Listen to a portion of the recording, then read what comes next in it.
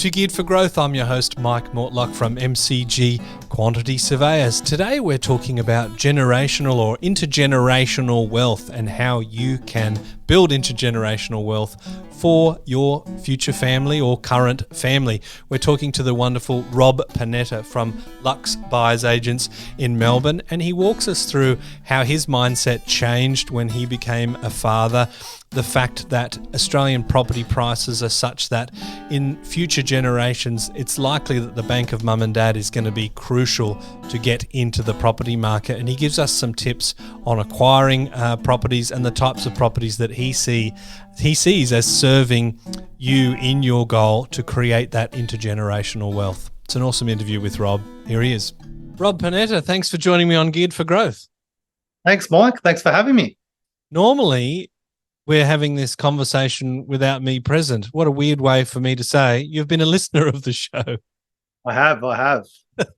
Yes. Well, I'm very pleased that this isn't the first time that you've heard the show, although it would be delightful because it'll be your good self. But thanks for the support over the last little while. But I really wanted to get you on because you're a property investor, you've got a buyer's agency business, and you sort of pitched what I think is a really interesting topic, and that's generational wealth or intergenerational wealth. And you make the argument that buying a property in a capital city in 10 years' time, you're not going to be getting change out of $1 million possibly in every capital city in Australia. So what does that sort of mean for you as a parent thinking about your kids and their future in property?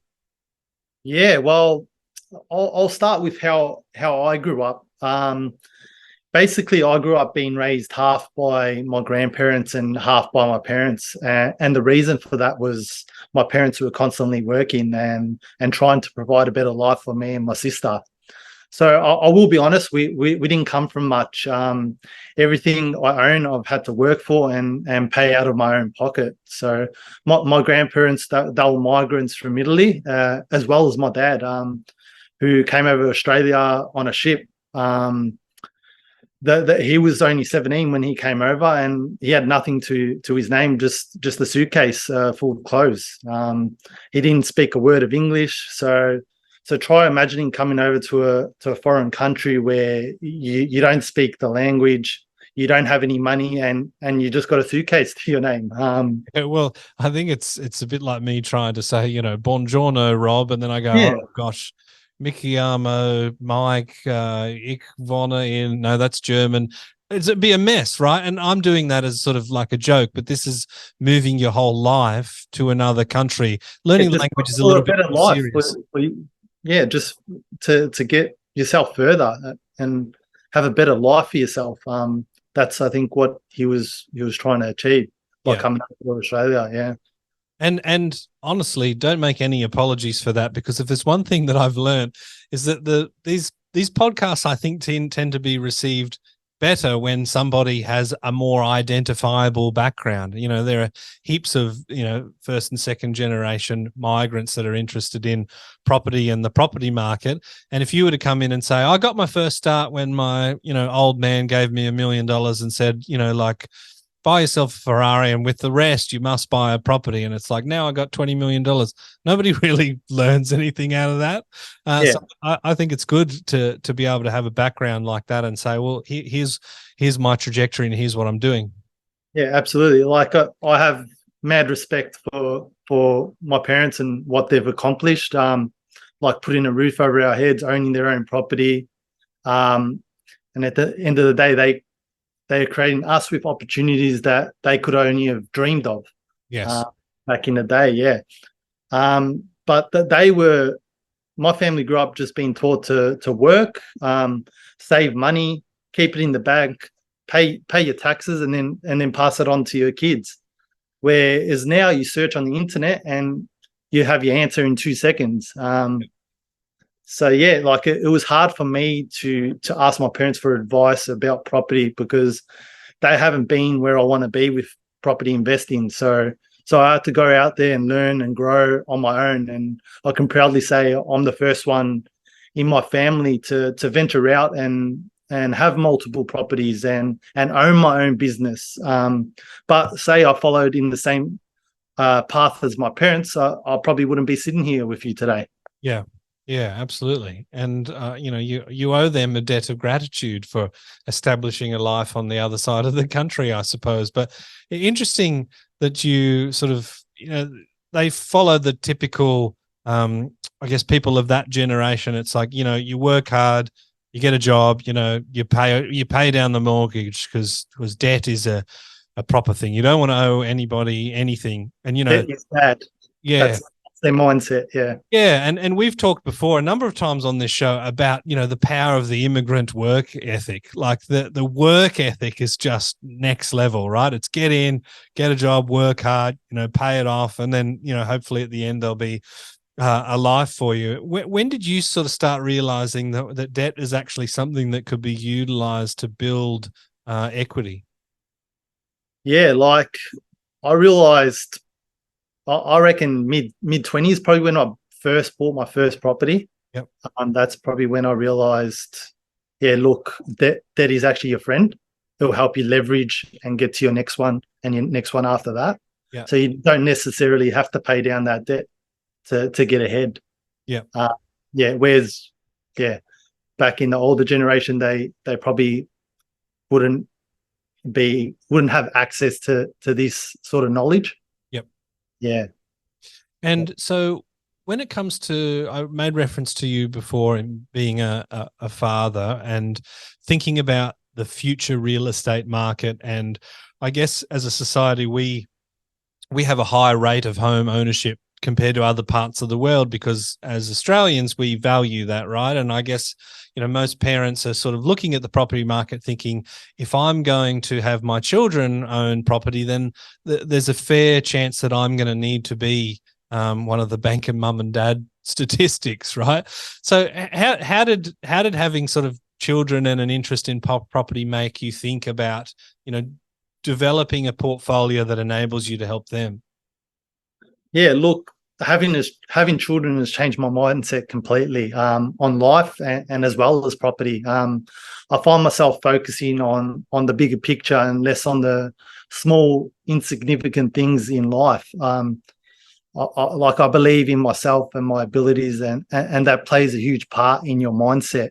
You need to believe that you can actually do this and try to surround yourself with positive people who share similar interests and values that you do.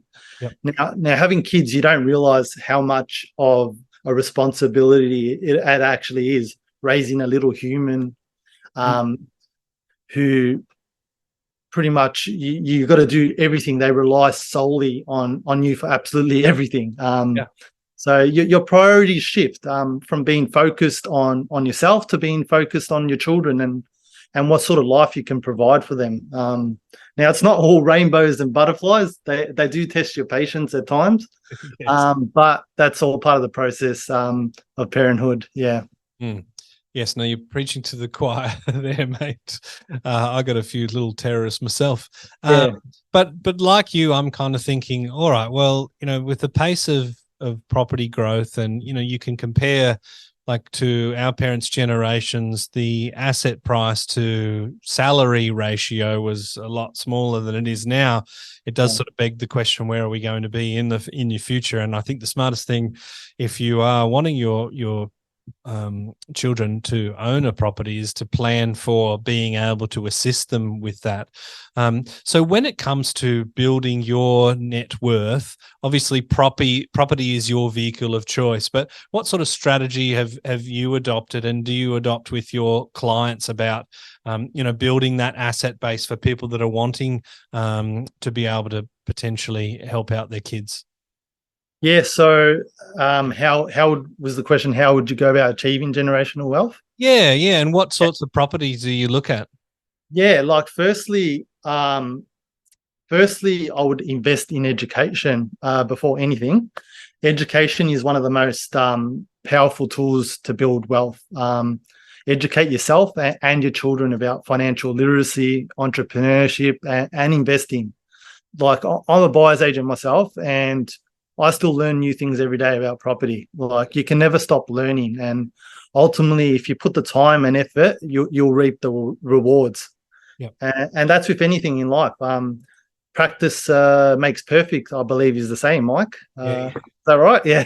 Yeah, exactly. And they say Yeah. it takes, around 10,000 hours to master anything. But I know a lot of practitioners and technicians that would be more into the, 100,000 hours and are still career learners and still, working on their trade craft, as it were.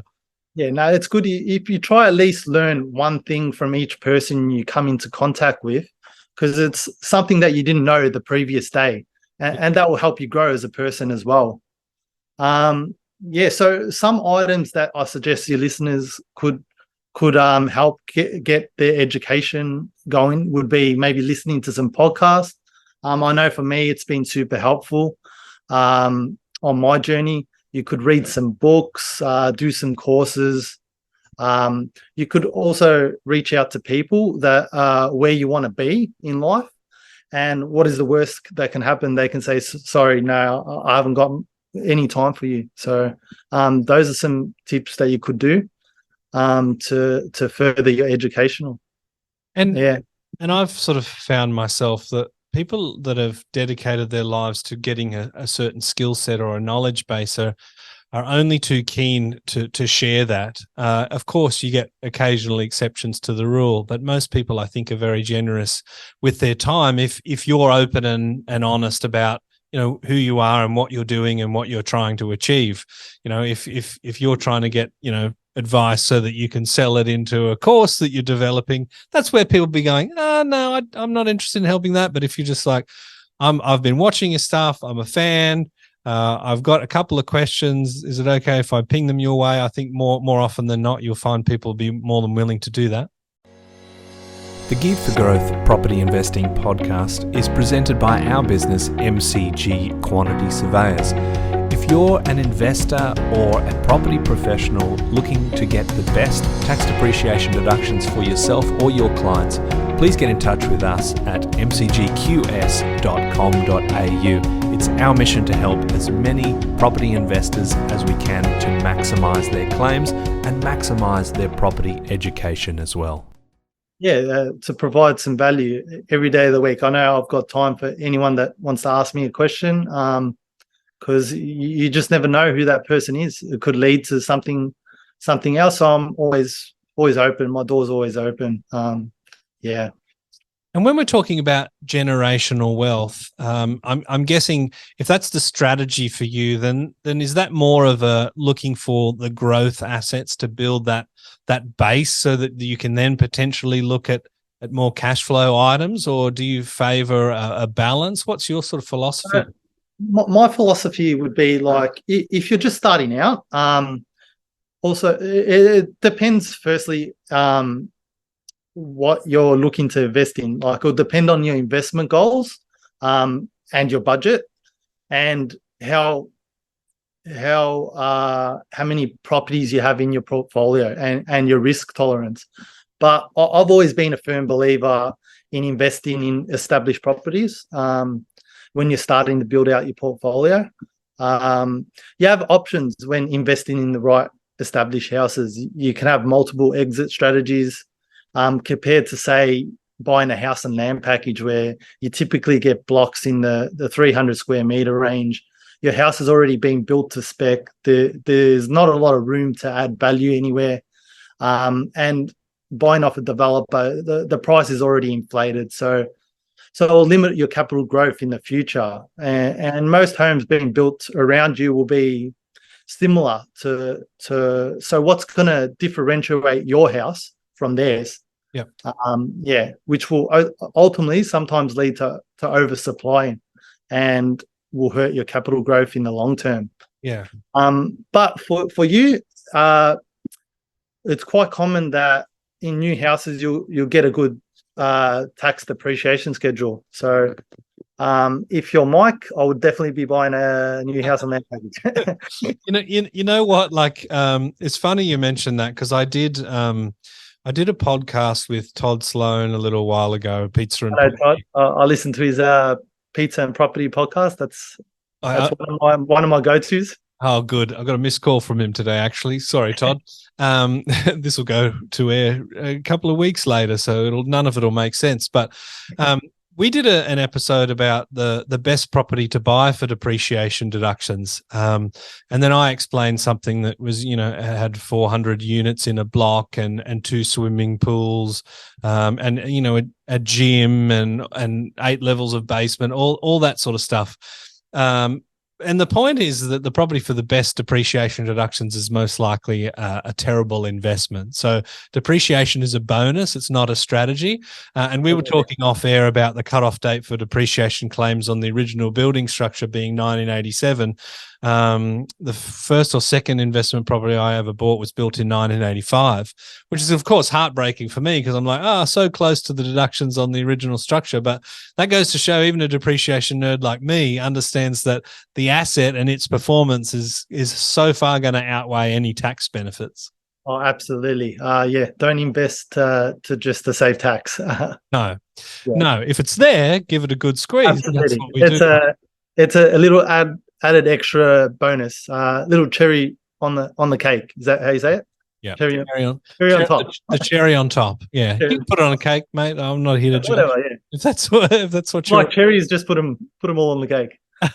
So when we talk about, I think in many ways you were talking about the scarcity, right? Finding a property where there's not millions of the similar types of property around, whether that being, house and land packages where there's, maybe 200 houses in a certain subdivision, or, apartments within a complex. So scarcity is an important thing. But when we're trying to build an equity base, of course, you want to get a good quality asset that has some strong demand that people want to purchase or rent in. But there's also money that you can be making with strategy and negotiation and things on the way in. So I know that, negotiation is and purchasing well on the front end is something that you're passionate about. What can you advise people on that they should be looking at in that situation? In terms of negotiation, or negotiation, or let's say buying under a market value, or any strategies around making money, from day one. Yeah, look, if they're a beginner, like I would recommend they go down the established house route where their land component is larger and they have the potential to create equity. Just say by adding a bathroom, adding a bedroom, or potential to subdivide down the track. Maybe you want to retain the front home and build on the back, or retain the front and sell the land on the back. Whatever you want to do, at least you have options. But if you're a more experienced investor who's already got a couple in the portfolio, I would be looking at, say, maybe blocks of villas, rooming houses, childcare centers, or even looking at getting into the commercial space for some higher net returns. But it's good to note that it's important that with higher cash flow properties often come with higher risks, such as higher vacancy rates or more maintenance costs. So it's important to do your research and thorough due diligence before investing in any property. Yeah. Of course, pretty sage advice. And I think there's also the risk of, a downside of not being as good from a capital growth point of view, right? They say you can have your cake and eat it too. There's another cake metaphor. But often those high yielding assets might not necessarily be the best for capital growth, right? Yeah, like it's good in the good times, but in the when it's vacant and you got no tenants and you're paying 2 mortgages, that's when things start to become a bit difficult. So it's just something to think about when dealing with these high net assets. Yeah. So for you personally, when you're thinking about, passing down your wealth, is that something that drives you to have success in your property investing journey? What does that sort of transfer of generational wealth to your kids kind of mean to you? Yeah, well, like to me, it means I need to make sacrifices now, so later on down the track, my kids can reap the benefits of me working hard now.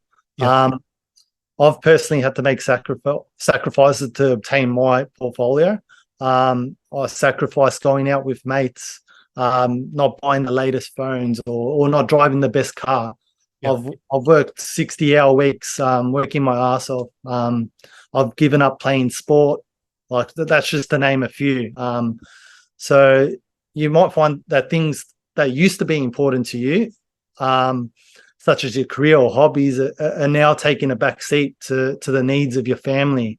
So making those sacrifices to purchase a property to better your family's future is common and an understandable plan for many people like myself. Yeah.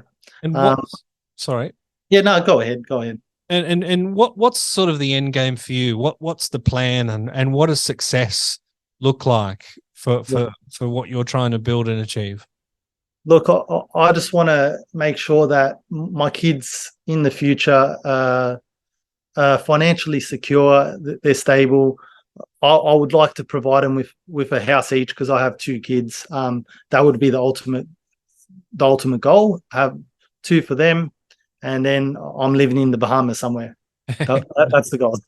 Nice. Well, just keep the spare bed made up. You never know when I'm cruising through. Yeah, absolutely. No, you're happy to come past anytime. I'll have you anytime.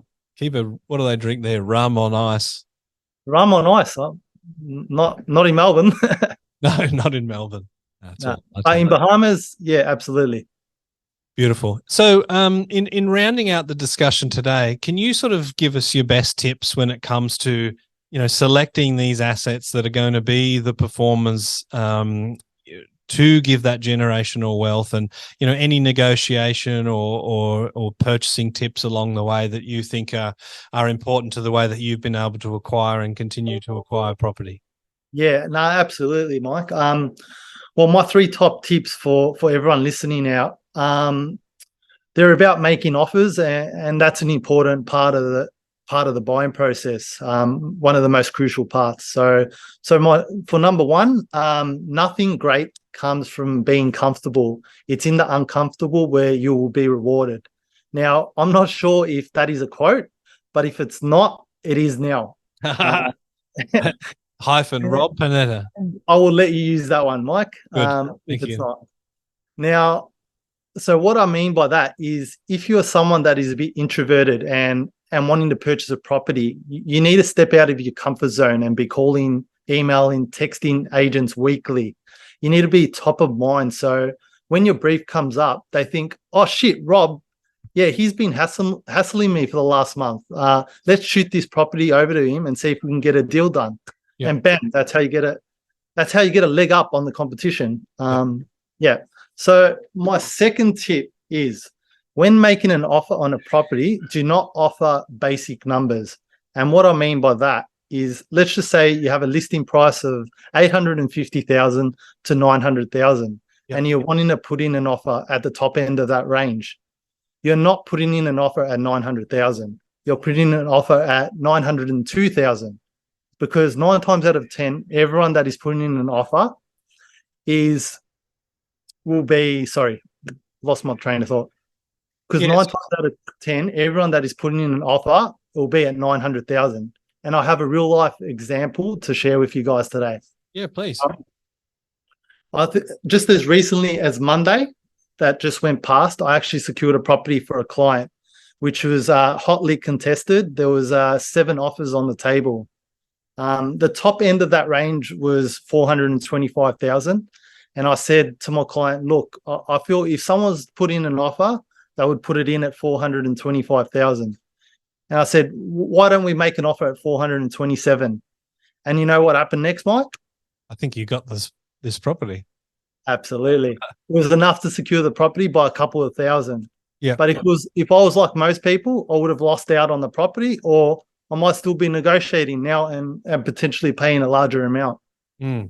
That's interesting. I've heard buyers agents talk about that in an auction setting, right? Like if your maximum budget is say 900, they'll ask the client for a 901 or a 902 because, heaven forbid there's that psychological number in another bidder's mind, and it was only that $1,000 or $2,000 that was enough to broach that or to bridge that gap, right?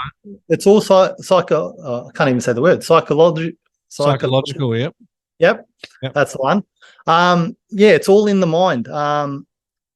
People just like putting in round, even numbers. But as you can tell, we won the property by a couple of thousand. Nice. So, okay, my last tip is buying in a hot market. You need to move with speed. You need to have your finances in order so you can move on a property at any given time when the right deal presents itself, though. You need to tailor your offer to suit the vendor. You need to find out why the vendor might be selling their property. It could be they need to have a quick settlement, or because they want to use the capital elsewhere, or they want to exclude a certain special condition. So you need to ask the right questions to the real estate agent and determine what offer would be the most attractive to the vendor. As you'll find most people, they tailor their offers and just put it in the standard terms. So those are my 3 hot tips for your listeners today. That's beautiful. Well, the market on paper, according to all the updates, is we're in the bottom end of a downturn, but I think the fundamentals are pointing to an upswing and some pretty hot buying opportunities. It depends what market you're in, Mike. I know over in WA, things are selling within before even the first open home. So we're dealing with a lot of speed. You need to have speed when you're dealing with properties over there at the moment. But as the saying goes, there's markets within markets. I'm in Melbourne, and I wouldn't be buying here at the moment. Yeah, there you go. Well, it just goes to show that, not just the speed, but those conditions can actually give you a leverage on the opposition. So some awesome tips there, Rob. Thanks very much for sharing all your wisdom today. No, absolutely. I appreciate you having me on, Mike, and happy to do it anytime. Cheers. Love your work. Thanks, Mike.